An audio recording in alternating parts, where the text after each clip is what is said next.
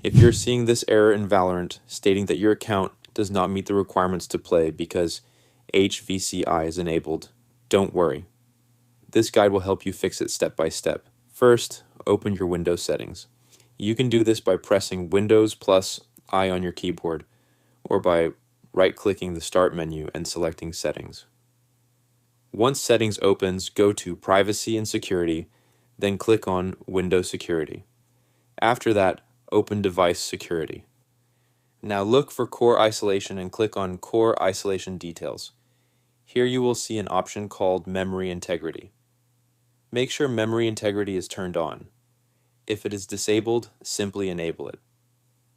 After turning it on, restart your PC and launch Valorant again. In most cases, this will fix the issue immediately. If you don't see the Memory Integrity option at all, it usually means your system needs hardware virtualization to be enabled.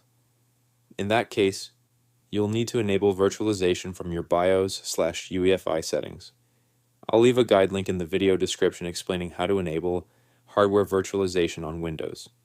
To summarize, go to Settings, arrow Privacy and Security, arrow Windows, Security, arrow Device, Security, arrow Core, Isolation arrow, turn on Memory Integrity, arrow Restart PC, arrow Launch Valorant. Once completed, the error should be resolved and the game should run normally.